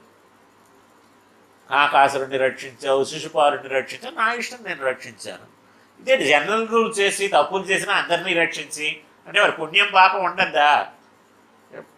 ఎవడిని రక్షించాలి, ఎవరిని శిక్షించాలి, వ్యవస్థ ఉండాలి కదా. నువ్వేంటి అలా చెప్తున్నావు అంటే, అలా కాదు స్వామి, నువ్వు ఓ మాట చెప్పావు, సర్వభూతేభ్య దదామి ఏతద్ వ్రతం మమ అన్నావా? ఎక్కడ చెప్పావు? సముద్ర పొడ్డున చెప్పావు. అందరు జనం ఉండగా చెప్పావు. 10 మందిలో చెప్పిన మాట నిలబెట్టుకోవాలా వద్దా? అందులో సముద్రం అంటే పవిత్రమైంది కదండి. దాని పక్కన నిలిచిన మంత్రజపం అది చేస్తుంటారు. మంత్రం మొదలైన అనుష్ఠానం చేయటానికి కొన్ని చాలా పవిత్రమైనటువంటి ప్రదేశాలు ఉన్నాయి. నదీ తీరం కానీ, సముద్ర తీరం కానీ, కొండ కానీ, గుహ కానీ, పవిత్రమైన పుణ్యక్షేత్రం కానీ, ఇలాగేవో చెప్తారు కదండి. అంచేత నదీ తీరంలో, సముద్ర తీరంలో చెప్పావు. జనవాహిని వాళ్ళందరి ముందుని చెప్పావు. ఏమన్నావు? సహృదేవ ప్రపన్నాయ తవాస్మీతి చ యాచతే అభయం సర్వభూతేభ్య దదామి ఏతత్ వ్రతం మమ. వ్రతం మమ, ఇది నా వ్రతం అన్నావు. అన్నావా లేదా? మరంచేత రక్షించను అంటే ఎలా కుదురుతుంది? నను ప్రపన్న సహృదేవనాథ తవాహమస్మీతి చ యాచమానః తవానుకంప్య స్మరతః ప్రతిజ్ఞాం మదేకవద్యం విమిదం వ్రతంతే. మహాపాపులైన వాళ్ళని రక్షించావు కదా అడేం అడిగాడా? కాకి దబ్బున పడిపోయాడు. శిశుపాలుడేం రక్షించమని అడిగాడా? నాకు మోక్షం కావాలన్నాడా? అలాగా వ్యతిరేకించిన వాడిని, నీ పట్ల మీ ఆవిడ పట్ల అపచారం చేసిన వాడిని రక్షించావే, కాపాడేవే. నేను కాపాడు తండ్రి అనంటే కాపాడనంటావేంటండి? నన్ను ప్రపన్న సహృదేవా, అనాది కాలంగా సంసారంలో ఉన్న చేతనుడు, జన్మ మొత్తం మీద ఒక్కసారంటే చాలట. ఏంటి సకృత్ అంటే? ఎందుకు సకృత్ అన్నారండి? దీన్ని నిర్వాహం అంటారు. ఎంబార్ చెప్పినటువంటి నిర్వాహం అంటే ఏదైనా సరే ఒక శ్లోకాన్ని వివరించేటప్పుడు ఇదిగో ఈ పద్ధతి అని ఏదో వారు చెప్పారనుకోండి, దీన్ని ఇలాగ అన్వయించాలి అంటారు. ఇది ఎంబార్ యొక్క నిర్వాహం. సకృత్ అనే దానికి భట్రవారి నిర్వాహం ఏంటిట అంటే భగవంతుని యొక్క ప్రభావాన్ని దృష్టిలో పెట్టుకుని చూసినట్టయితే మనం చేసేది సకృత్ చాలా స్వల్పం. చాను ఆయన రక్షించడానికి ఎన్ని మాట్లాడగక్కర్లేదు. చిన్నవాళ్ళు చితకవాళ్ళు అయినట్టయితే 10 మాటలు వెళ్ళి స్వామి స్వామి స్వామి దేవులాడాలి. కానీ ఆయన కారుణ్యము, ఆయన శక్తి, ఆయన సామర్థ్యం, ఆయన వైభవం, ఆయన గొప్పతనం చూస్తే మనం ఒక్క మాట అంటే చాన్ని అయిపోయినట్టే. ఇది భట్టర్ యొక్క నిర్వాహం. సకృత్ అనే మాట ఎందుకు వేశారనే దానికి 2 రకాలుగా 2 నిర్వాహాలను చూపిస్తున్నారు. అంటే ఆ ఒక్క మాట మనం అన్నట్టయితే ఆ ప్రాప్య రుచి ప్రాప్తి వరకు కొనసాగుతూనే ఉంటుంది అని. నన్ను ప్రపన్న సహృదేవ. శరణాగతి ఒక మాటే చెయ్యాలి. దాని యొక్క అనుస్మరణం మళ్ళీ మళ్ళీ మనం చేస్తూ ఉంటుంది. మళ్ళీ శరణ్ అనక్కర్లేదు. మనం అంతకుముందు చేసిన శరణాగతిని స్మరించుకుంటూ ఉంటాం. ఇది సంప్రదాయంలో ఉండే రహస్యం. ఇది శరణాగతి దుఃఖం వచ్చినప్పుడల్లా, కష్టం వచ్చినప్పుడల్లా, మనసులో ఒక ఆలోచన వచ్చినప్పుడల్లా శరణాగతి ఒక్క మాటే చేస్తాం. మనకి పంచ సంస్కారాలని చెప్తారు మన సంప్రదాయంలో. ఏంటి పంచ సంస్కారాలు తెలుసును కదా? తాపము, పుండ్రము, నామము, మంత్రము, ఆరాధనము, యాగము. సరే, మిగతావన్నీ మనకు తెలిసిందే. ఇవి ప్రధానంగా మనం చూస్తున్నాం. శంకు చక్రాలు భుజాల మీద వేయటం, సమాశ్రయణం, చక్రాంకనం ఏదో అంటున్నాను. దీన్ని ఎప్పుడు చెయ్యాలి, ఎవరికి చెయ్యాలి, ఎవరు చెయ్యాలి, ఎలాగ చెయ్యాలి, ఎప్పుడు చెయ్యాలి? ఇవి జీవితంలో ఎప్పుడైనా చెయ్యొచ్చు. ఇప్పుడే చెయ్యాలి నియమం ఏం లేదు. వడుగైనా సమాశ్రయణం, వాడుకి సమాశ్రయానికి సంబంధం లేదు. అయితే మనము దాన్ని ఆచారంగా పెట్టుకున్నాం, ఒక సదుపాయం అలా పెట్టుకున్నాం. అది తప్పని కాదు, చెయ్యొచ్చు, మంచిదే. మరి వడుగులేని వాడుకో, వాళ్ళ సమాశ్రయాలు లేవా? ఉన్నాయి కదా. ఇప్పుడు బ్రాహ్మిన్స్ కాకుండా కొంతమంది ఉన్నారు కదండి, వాళ్ళు సమాశ్రయం అవుతున్నారు కదా. మరి వాళ్ళకి వడుగులో చేస్తున్నారేంటి? ఏది వడుగే లేదు వాడికి. వడుక్కి సమాశ్రయానికి సంబంధం లేదు, పెళ్ళికి సమాశ్రయానికి సంబంధం లేదు. మగవాళ్ళైతే వడుగైనాక సమాశ్రయణం చేయటం, ఆడవాళ్ళైతే పెళ్ళైనాక సమాశ్రయణం చేయటం మనం చేస్తున్నాం, ఆచారంగా వస్తుంది. అది మంచి పద్ధతి, తప్పు లేదు. కానీ నియతంగా వాటికి వీటికి ఏ రకమైనటువంటి సంబంధం లేదు. 1. 2, ఎవరి దగ్గర సమాశ్రయణం అవ్వాలి అంటే సామాన్యంగా యతీశ్వరుల దగ్గర సమాశ్రయణం అవుతారు. ఎందు గురించి? వాళ్ళు నారాయణ స్వరూపులు కావటం చేత. వాళ్ళు అడుగు పెడితే ఆ జాగా ప్రయాగ అవుతుంది. వాళ్ళు ఇస్తే ఆ తీర్థం గంగా జలం అవుతుంది. వాళ్ళు ఏమైనా మాట్లాడితే ఆ మాట మంత్రం అవుతుంది. ఇది యతీశ్వరుడికి ఉండేటువంటిది. మీ మాటలు మంత్రంబులు, మీ మెట్టిన ఎడ ప్రయాగ, మీ పాద పవిత్ర అమలతోయములు, అరగు ద్యోమార్గ జరీ పౌనరుత్యములు ఉర్విన్ అంటాడు మనుచరిత్రలో పెద్దన గారు. ఎవరు ఇంటికి సిద్ధుడు వస్తాడు, ఆ సిద్ధుడిని గురించి మాట్లాడుతూ చెప్తున్నాడు. మీ మాటలు మంత్రంబులు. వేదం మంత్రం కదండి, వీడు మాట్లాడింది వేదం, అంచేత మంత్రం. అది నువ్వేం చెప్తే అది నాకు వేదం అంటాం కదా. ఆ రకంగా మనల్ని రక్షించే మాటలు వాళ్ళు చెప్తారు. మీ మాటలు మంత్రంబులు, మీ మెట్టిన ఎడ ప్రయాగ. గంగా అక్కడే కదా లోకంలోకి ఆవిర్భవిస్తున్నది, అక్కడే కదా. అంచేత విష్ణువు యొక్క పాదం నుంచి వస్తుంది గంగ. ఆయన కాలు పడితే అక్కడ గంగా ప్రభావం. అది మీ మెట్టిన ఎడ ప్రయాగ, మీ పాద పవిత్ర అమల తోయములు, అలగు ద్యోమార్గ ఝరీ పౌనరుక్త్యములు ఉర్వి మీ పాద తీర్థం ఉందే అది చాలా పవిత్రమైనటువంటి గంగాజలం అని చెప్పటము పునరుక్తే, ఇంకో మాట చెప్పక్కర్లేదు, అది గంగాజలమే. నువ్వు విష్ణువు అయితే పాదజలం గంగ కాదా? అంచేత యతీశ్వరుల దగ్గర సమాశ్రయణాలు అయ్యేవాళ్ళు. మనవాళ్ళు వానమామలజీ గారు మనకి అంటే ఈ యతీశ్వరుల్లో 3 రకాల యతీశ్వరులు ఉన్నారు. అహోబల యతీశ్వరులు, వానమామల యతీంద్రులు, తర్వాత ఆండవన్ పౌండరీకాశ్రమం యతీశ్వరులు, 3 పూర్వం నుంచి ఉన్నవాళ్ళు. ఈ 3 వానమామలై యతీశ్వరులు మనకంటే తెంగలై సంప్రదాయం వాళ్ళకి వీరు. వడగలై సంప్రదాయంలో ఆండవన్ వాళ్ళు, అహోబలం వాళ్ళు బాగా ఓల్డ్, ఆండవన్ వాళ్ళు తర్వాత వచ్చినటువంటి వాళ్ళు. ఈ 3 సంప్రదాయంలో వైష్ణవ సంప్రదాయంలో ప్రాచీనమైనటువంటి పీఠాలు. వానమామలై వాళ్ళు వానమామలైలోనే వాళ్ళు ఉంటారు. అక్కడి నుంచి దేశం తిరుగుతూ సంచారం చేసుకుంటూ తర్వాత కొన్ని చోట్ల సెంటర్లు పెట్టుకున్నారు. మనకి నూజివేడ్లో వానమామలై మఠం ఉంది. అలాగే ఒక్కో దగ్గర తిరుపతిలోను ఇంకో దగ్గర వానమామలైలో వాళ్ళు ఉంటారు. అహోబలం వాళ్ళు అహోబలంలోనే ఉంటూ అక్కడి నుంచి ప్రచారం చేస్తారు. ఆండవన్ వాళ్ళు శ్రీరంగంలో ప్రధానమైనటువంటి కేంద్రంగా పెట్టుకుని వాళ్ళు ప్రచారం చేస్తారు.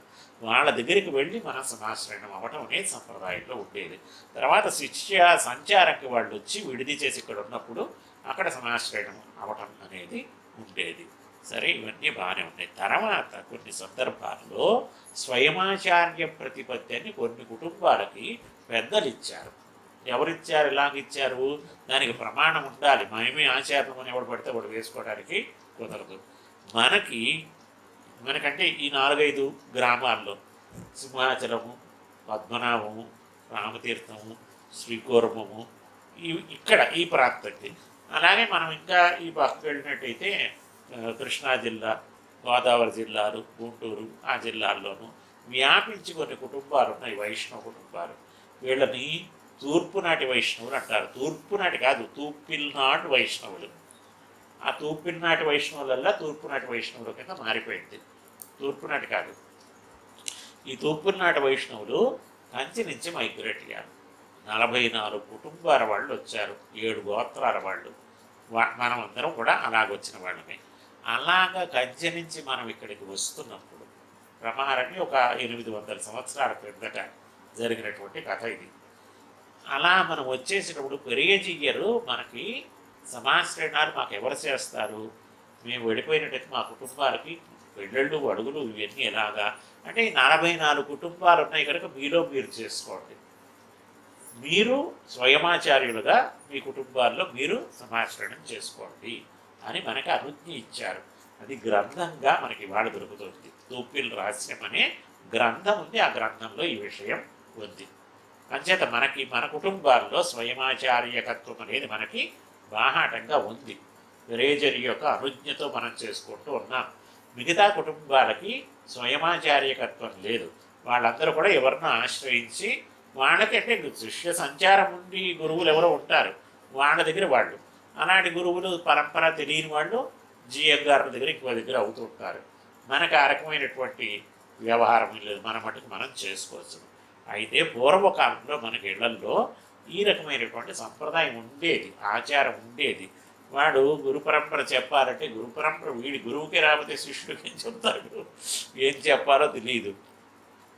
మంత్రోపదేశం చెయ్యాలి. ఏ మంత్రం చెప్పాలి, ప్రవర చెప్పాలి, ప్రవర ఏంటో తెలియదు. ఆచార్య పరంపర చెప్పాలి. ఆచార్య మనకి ముందు నుంచి భగవద్ రామానుజుల దగ్గర నుంచి మన వరకు ఆచార్య పరంపర చెప్పాలి. ఈ ఆచార్య పరంపరలో మళ్ళీ కూడా 2 రకాలు ఉన్నాయి. భగవద్విషయ ఆచార్య పరంపర వేరు, శ్రీభాష్యం ఆచార్య పరంపర వేరు. మనకి వంశంలో వస్తున్నటువంటి కులక్రమ ఆగతంగా వస్తున్నటువంటి ఆచార్య పరంపర వేరు. సమాశ్రయణ ఆచార్యులు వేరు, గ్రంథ కాలక్షేపం చేసినటువంటి ఆచార్యులు వేరు. ఉత్తారకాచార్యులు, ఉపకారకాచార్యులు అంటారు. ఈ తేడా ఉంది. ఇవన్నీ చెప్పే స్తోమత ఉన్నవాడు కావాలి సమాశ్రయణం చేసేవాడు. వేటిని మనం పాటించటం లేదు. కులంలో మనకి ఆ కుటుంబంలో ఎవరు పెద్దవాళ్ళు అయితే వాళ్ళ పేరు మీద శుభలేఖలా వేస్తున్నామో అలాగ వేసేస్తున్నాం. అంచేత ఈ సమాశ్రయణం చేసినప్పుడు 5 సంస్కారాలు మనకి ఇస్తారు. పాప సంస్కారము, నామ సంస్కారము, పుండ్ర సంస్కారము, మంత్ర సంస్కారము, యాగ సంస్కారము అని 5. వీటిల్లో యాగ సంస్కారం తిరువారాధన దగ్గరికి తీసుకెళ్ళాక తిరువారాధన ఇలా చేసుకోవాలో సరే చెప్పడం, ఇవాళ సంక్షేపించారు, అవి లేవు, దాన్ని తీసేశారు. నామ సంస్కారం కూడా మనకి లేదు, తీసేసాం.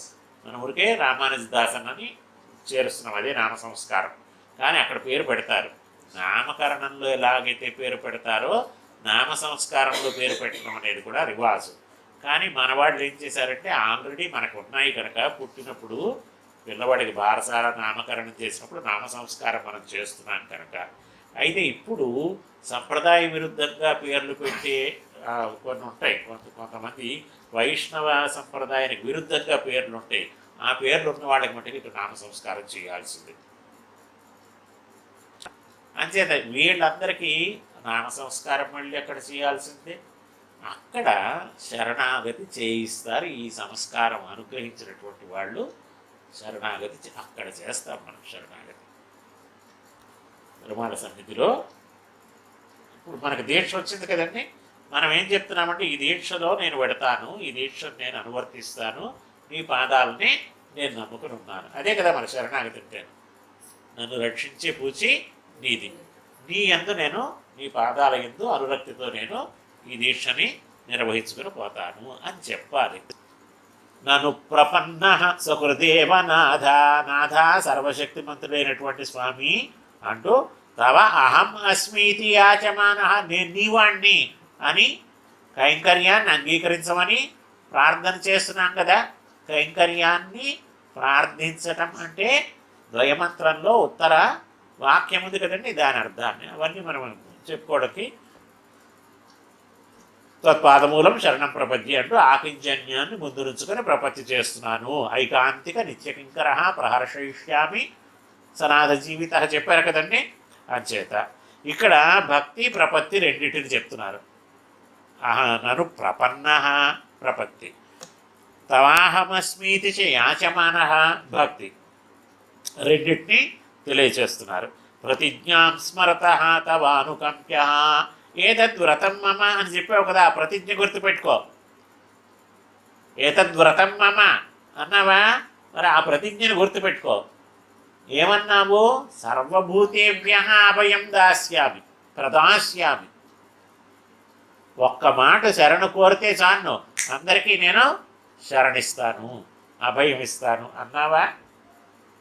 అన్నావా లేదా? కాకికి ఇచ్చావా? శిశుపాలుడికి ఇచ్చావా? 2 ఉదాహరణలు చూపిస్తున్నానా. నేను పాపాత్ముడిని రక్షించంటే నన్ను ఎందుకు రక్షించావు మరి? అంటే ఏమైనా నియమమా? ఒక్క యామునాచార్యుల వారు మినహా అని ఏమైనా పెట్టావా కొటేషన్స్? ఇప్పుడు తక్ర కౌండిన్య న్యాయం అని మీమాంసలో ఒక న్యాయం ఉంది. గురువు గారు బయటికి ఎక్కడికో పెడుతున్నారు. ప్రధాన శిష్యుడికి పాఠశాలను అప్పగించారు. ఆశ్రమాన్ని అబ్బాయి చూసుకోబోయ్యా. గురువుగారి ఇంట్లోనే శిష్యులు ఉండేవారు పూర్వం. వీళ్ళకి భోజనాలు భాజనాలు అన్నీ అక్కడే.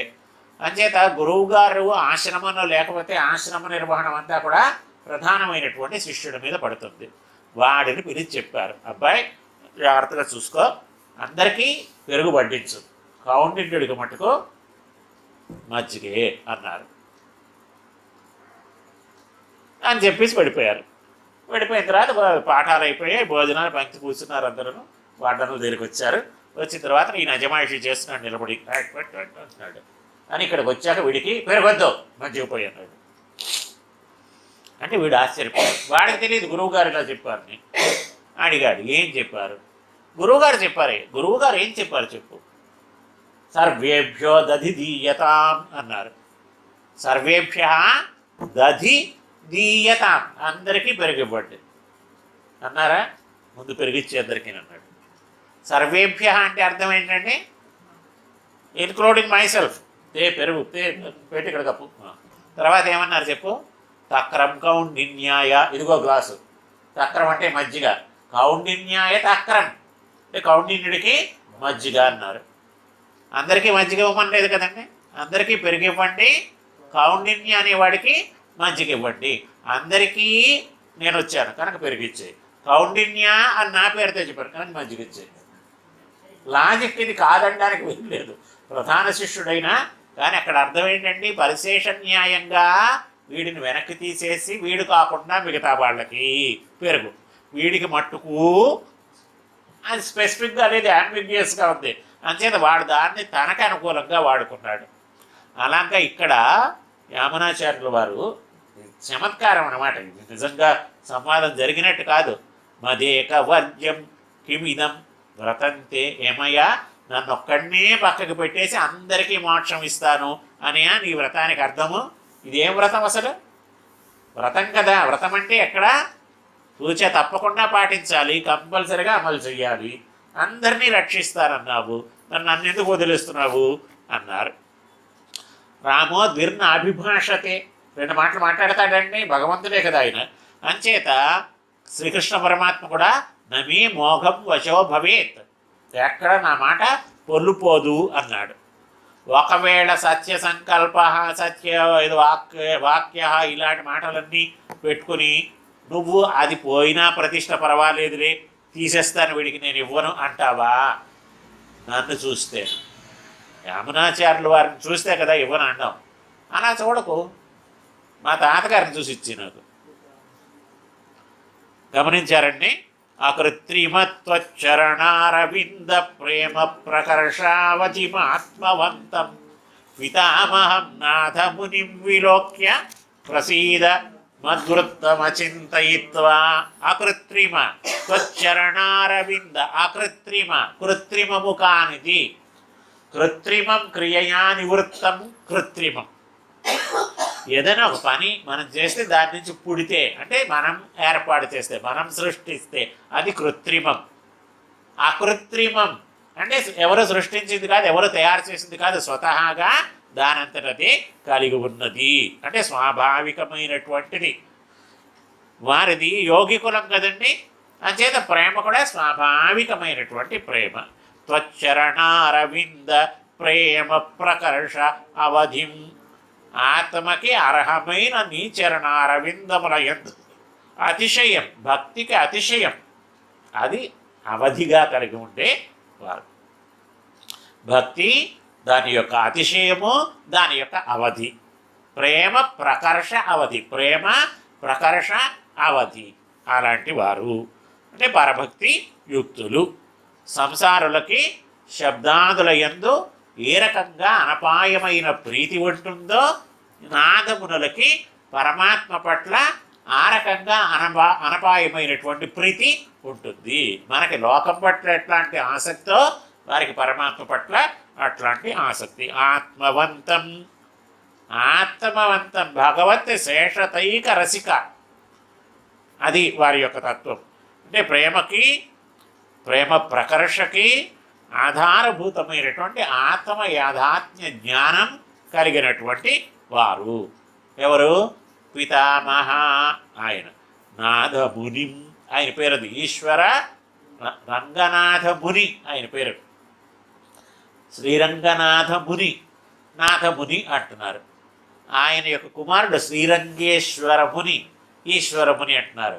ఆయన కుమారుడు యమునై తురైవనై యామునాచార్యులు అంటున్నారు. ఇది వారి వంశం. తాతగారైనటువంటి నాథమునులు వారిని విలోక్య చూచి ప్రసీద, నా అపరాధాలని క్షమించి నా పట్ల కృపని ప్రసరింపచేయి. మద్వృత్తం అచింతయిత్వ, నా ప్రవర్తనని చూడకు, దాని గురించి ఆలోచించక. అసలు ఇక్కడ వృత్తం అనే దానివల్ల ఒక చమత్కారం.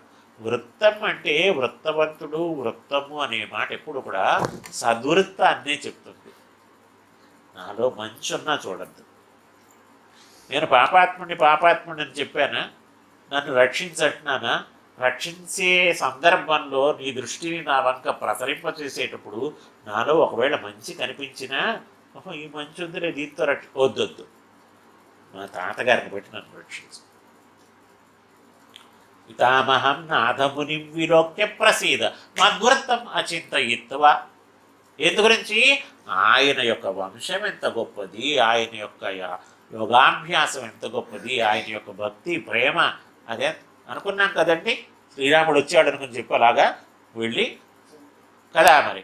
అంచేత అలాంటి మహానుభావులైనటువంటి ఆడవందారు తమ తాతగారి పురుషకారం ఆయన్ని పెట్టుకుని శరణాగతి చేయటం అనేది దీంట్లో మనం గమనించాము. మొదటి నుంచి కూడా కొస వరకు కూడా శరణాగతి అనే దాన్ని ముఖ్యంగా మనకి దీంట్లో తెలుపుడు చేశారు.